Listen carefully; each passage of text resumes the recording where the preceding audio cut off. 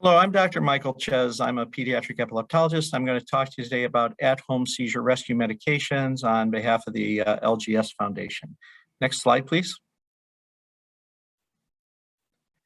What are home seizure rescue medications? Rescue medications are anti-seizure medications that are used acutely to abolish seizures and prevent subsequent seizures from coming back. We have several different options for this for people to use. There are nasal sprays, a rectal gel, and some oral compounds that can be used to help people break these seizure cycles when they occur in clusters. All work as a GABA-A receptor and are typically benzodiazepines, which are related to the Valium family of drugs that people may have heard of. But there are different types that are related to that family of drugs, and they work on a GABA-A receptor, which inhibits seizure activity.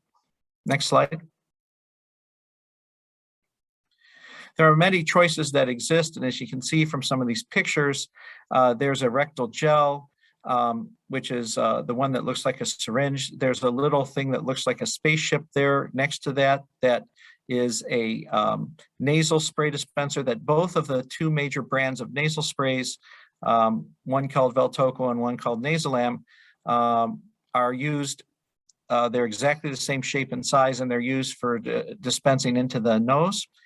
There's a dissolvable strip that's used for medication typically that can sometimes be used as a rescue medicine off-label. And then there's oral dissolvable tablets or tablets that some people use as well. The only FDA-approved products, though, are Diastat rectally, Valtoco and Nasolam nasally for rescue seizure clusters, and the others are used in an off-label manner. Next slide. Now, we know, why do we need these at home for rescue medications? There are people with Lennox-Gastaut Syndrome and developmental epileptic encephalopathies who are more likely to have breakthrough seizures and seizure clusters, which can even lead to increased frequency of status epilepticus. And they typically will have seizures break through more often than people with other types of seizures. And they may need home rescue medications to avoid unnecessary trips to the emergency room or hospitalization. It is important to know that you need to know your own family member or patient's baseline seizure type and frequency to define what would be a breakthrough or cluster for them. It's based on an increase over the normal typical number of seizures that you might see on a given day or week. And most people working with their medical team learn to identify what that would define as a cluster or breakthrough pattern. And then seizure clusters have an increased number of seizures beyond what the patient would usually see.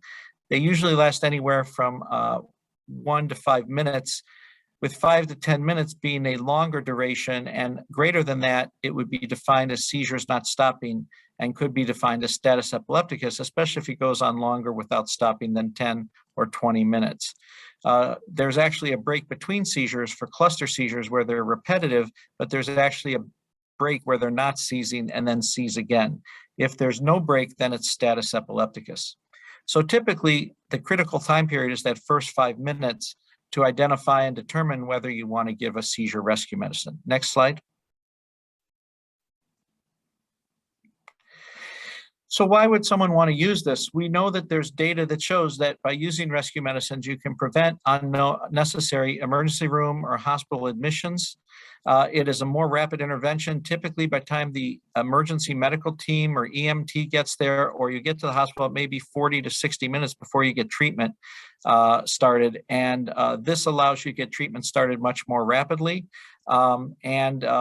There's a high chance to prevent the seizures coming back in the next 24 hours by doing this. And it also has a high chance of preventing progression to status epilepticus. Next slide.